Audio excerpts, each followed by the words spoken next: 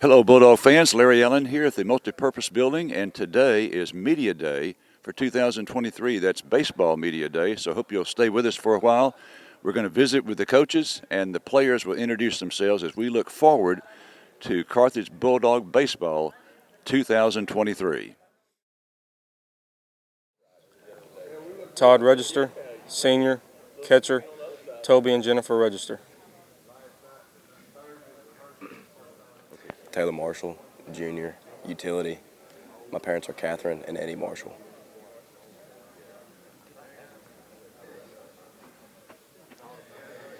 Dylan Davenport, junior, utility. Matt and Michelle Davenport. Caden Hicks, senior, outfield. Amanda and Derek Hicks.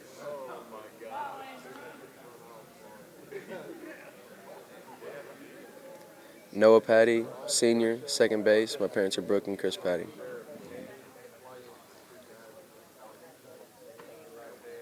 Ty Chambers, junior, center field.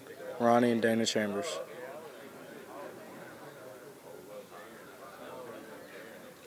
Zane Schumacher, senior, outfield. My parents are Kylie and Sean Schumacher.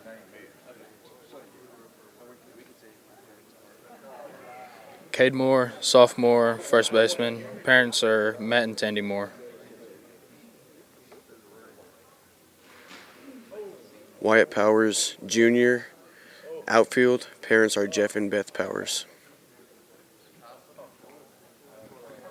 Up straight, there you go. Connor Cuff, senior, shortstop. Cassie and Randall Cuff.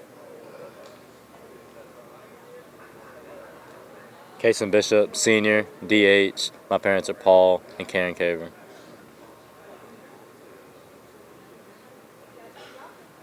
Brooks Brewster, senior, right-handed pitcher and first baseman. Eric and Ashley Brewster. Matthew Smith, junior, pitcher. Blake Smith and his wife Mandy Smith. Catherine Smith and her fiance Mark Gates.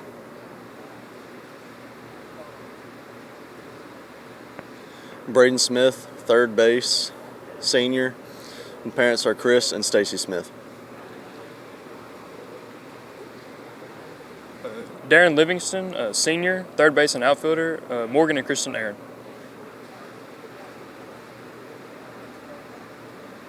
Patrick Malone, junior, right field and pitcher. Parents Max and Avery Malone.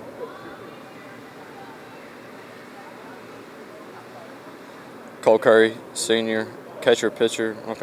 Justin and Casey Curry.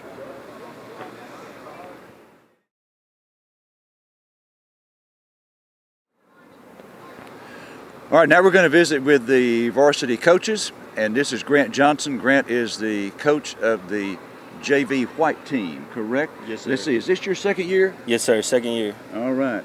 So tell us, let's start off with this. Where are y'all practicing these days? We've had a lot of rain. Normally we've been able to go out there to the field since Panola has turf now. So we're able to kind of split up since we have so many guys. We're able to split up half at the field at Panola, half down here at the indoor, so we can maximize all the time we have. All right, very good. So how many total on the varsity? On the junior varsity? We're not sure yet. We're still trying to figure out guys, where we can put guys and everything. So it's more so just split half and half evenly, and make sure everybody's getting reps so we can figure out who can be placed where. Since this is your just your second year, Grant, give us a little recap of high school, college. What are your teaching responsibilities? So I went to high school at A&M Consolidated High School, and then I attended college at East Texas Baptist out in Marshall. All right. And what are your responsibilities at school other than coaching? So I teach high school geometry, so your sophomore level math class. Okay. Got to be fairly smart to teach that stuff. It's math. That's the only thing that I understand, so I'm going to teach it well. All right. Grant Johnson, hey, have a great year. Yes, sir. Thank you. Mm-hmm. Thank you. You bet. All right, next is someone that I knew, 15 years ago, something like that, maybe 10 or 15. Brett Pirtle. I was at Panola, full-time faculty member, and I had Brett in class. You took me for accounting, I know. Did you have economics too? Yes, sir. I had both classes with you, I believe. So Yeah, we go way back.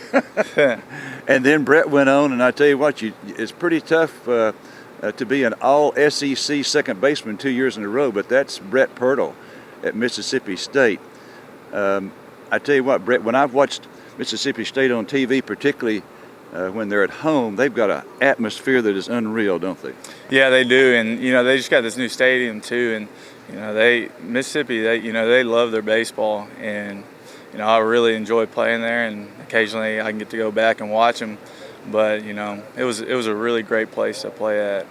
Now, Brett is the coach of the JV Red team, and want to have you comment on infield shifts. Tell us about that. All right.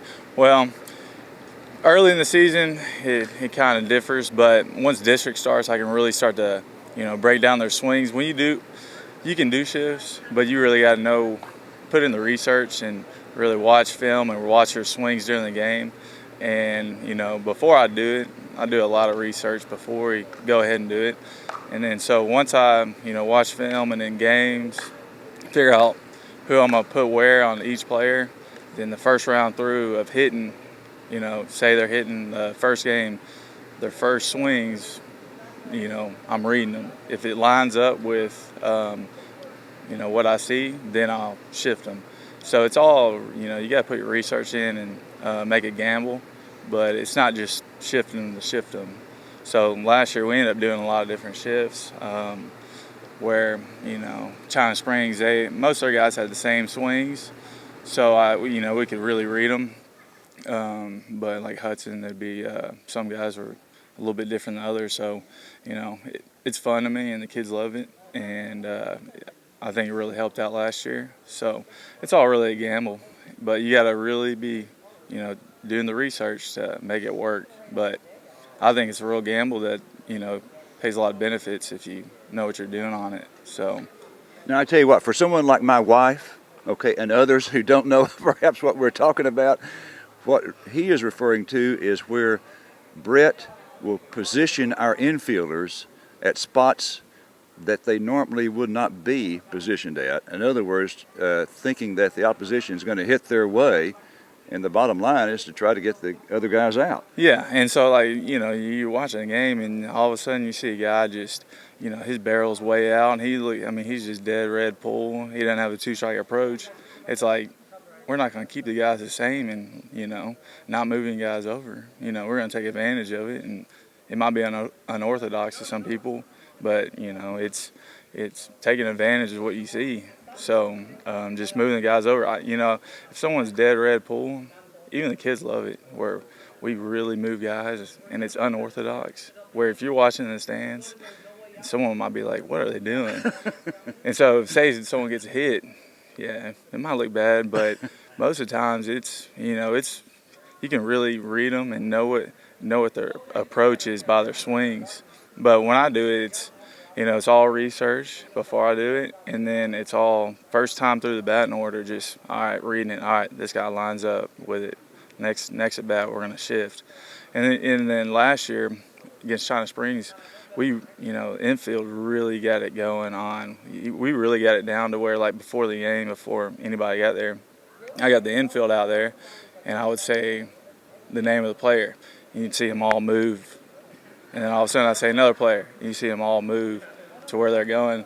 So, as a coach, it's really exciting because they love it. I love doing it. I love, doing the research on it. And then it pays off, too. So, district is when I'll be really being able to do it. It's not really, if you play a team one time, we might shift a little bit, but you got to really see a lot of the bats before you make decisions like that. So. And this year we won't be playing them 2 times; it'll be 3 times. Yeah, so even better. Okay, all right. Hey, well, have a great year, Brett. Thank you. All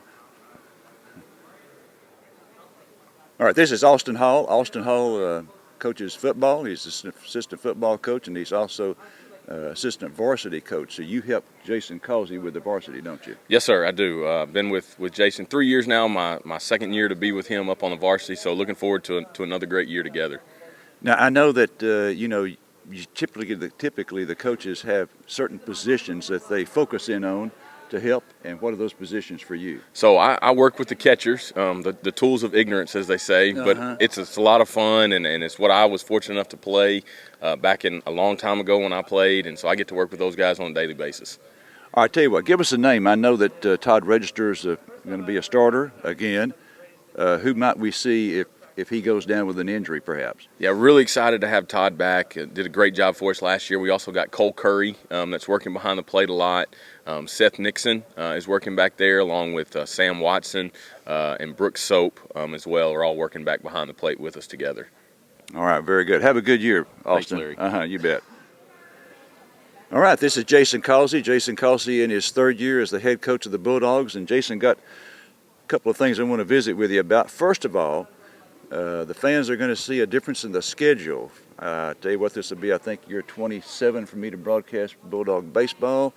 And for the first time, we will not be playing district opponents twice. We're going to be playing them 3 times. Yes. How'd that happen? Well, we were sitting around and having our district meeting to discuss the schedule, and that that's what the majority voted on, was to play each other 3 times. All right. The key word that you used there was majority. Well, right, majority. Yes. I was in one of those guys that wanted to kind of keep it like it was, with just playing each other twice. But I got outvoted, so we'll see how it goes. But you weren't alone, were you? I was not. Me and the guy from center definitely wanted to keep things like we had it last year. But some of the other guys in it, like the team, like Kilgore and Spring Hill and Gilmer and Henderson, all those guys that were in their district. It was, we're the new guys, so that's what they wanted. But, and I might point out that those guys that you just mentioned, they played 3 times. Yes. Last year, didn't they? All right. Let's go on and talk about what you're seeing so far from the team. Honestly, we've got a lot of returners. So we got a lot of good senior leadership. And I'm gonna be honest with you, the start of where we are right now has been really good. It's like we got done playing in June and we took a week off, and we're picking up like we left off. I mean, to be honest with you, this is my 21st year of doing this, and the way that we have been going about our business up to this point is the best it's been.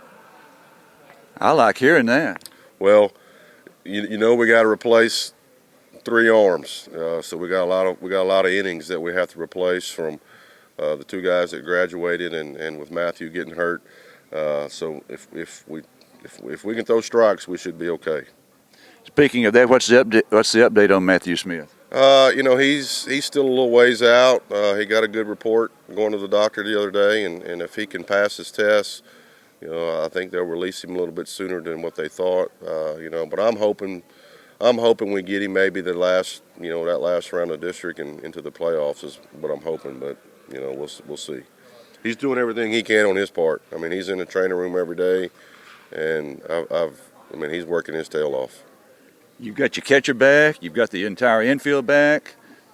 Got a few questions in the outfield. What are you seeing there so far? Well, the 2 guys that played center field most of the times for us last year, neither one of those guys are back this year. But Ty Chambers is probably going to end up playing center, and then the corner positions left and right. I mean, right now at this point, it's up for grabs. We have Schumacher and Patrick Malone, and we got a new kid in, Wyatt Powers. Those 3 guys, and there may be a situation where one of those younger guys, that are currently played JV last year, like Preston or Ritter, one of those guys may end up helping us. So it's still kind of up in the air for that, those positions. Often the district schedule for basketball is the same as for baseball, but I'm doing basketball right now, and I know it's not quite the same. So it's going to be the same except no Chapel Hill. So sort of give us your thought on the district opponents. Well, obviously you start with Spring Hill. I mean, they're good every year. I mean, they're a baseball school that's perennially one of the better teams every year. And then Kilgore will be good. And then we'll have Center, which we know a lot about them. They were in our district last year, and if you don't, and then we have Gilmer and Henderson. So Gilmer and Henderson, it's going to be a lot different schedule than what we've had the last 2 years, and especially travel-wise. So we don't have to travel near as far as we don't have to go to Jasper and Hudson and places like that. So it's going to be a little bit better for us travel-wise, and hopefully when we get into the playoffs, we won't have to travel as far, those first few rounds either, like we did last year. And we won't have a trip as far as Palestine either. You're right. You're correct. I forgot about Palestine. Yes. All right, tell us about the playing each team 3 times in a row. Do you play them 3 in a row, or do you separate them? Well, first time through, we'll play everybody once. And so we'll just go through and play everybody once first time through. And it'll actually start a little bit sooner than what we did last year. And then the next time through, we'll play everybody the same week. So we'll go through, play everybody once. Then the second and third time through, we'll just play everybody the same week is what we'll do. All right, very good. Now, just a couple of 100 yards from where we're standing, we've got 2 new fields being constructed, baseball and softball. So how's it going to work out with playing at Jim Reeves versus playing up here at our ballpark? Well, right now we're still practicing and playing at Jim Reeves, and the updates that have been made out there, I mean, they're nice. I mean, it's been nice to be able to get out there and practice on that facility. I mean, it's really nice. And, we're looking forward to whenever the facilities get built up here. It's been a long time coming. I mean, I know the guys that we currently have are excited for it. I know the alumni and the community is excited for it. And, we'll be excited, and we're looking forward to the day that we'll have our own place and to call home. So, I mean, it's going to be nice. All right, let's go on to the region. Of course, last year you lost in the regional finals to China Spring. China Springs got some players back. And, of course, in baseball there's no division, no divisions like there is in football. So who are some of the top teams in the region? It's Solana. I don't know about the region, but I'm just going to go around because Solana it'll be good again. Spring Hill is going to be good again. China Springs will be good again. There's some other teams that are ranked. I'm not sure what region they're in. We play Pleasant Grove right out the gate. They'll be good. We play Bullard. They'll be good. I mean, it's going to be a challenge. But me, my philosophy is we worry about us. We'll take care of us, and we'll show up and do the things that we need to do to be successful, and we'll play anybody anywhere. And you'll see that with the schedule that we have this year. We're going to play some pretty tough teams in these tournaments growing up, starting out before we get into district. So, we're excited and looking forward to the challenge. Give us a preview of those tournaments. Well, we'll go to Longview the first week, and we'll play some 5A teams, some 6A teams in that tournament. Play 5 games. Usually we play 4 games in a tournament, but we're going to play 5 games, so we're going to play 6 games in that first week. We're going to be strapped for pitching, but I'm trying to get as many at-bats off some good arms as we can before we get into district, since we're starting this a little bit sooner than what we have in the past. And then we'll go to Nacogdoches tournament again and, play some good competition, play some 4A and 5A schools there. And then once we get in the district that third week, we'll play a district game on that Tuesday, and then play here close with Tatum. Go to the Tatum tournament again, and we'll play some good competition there. So, all 3 of those facilities have turf fields, so we should be able to get a lot of games in. That's a big plus, isn't it, the turf? It is. It's just the opportunity to take advantage of getting to play and the opportunity to practice. All right. Well, Jason, I want to tell you, I look forward to it. Yes, I sir. really do. And good luck to you. Yes, sir. I appreciate you. Uh-huh. All right.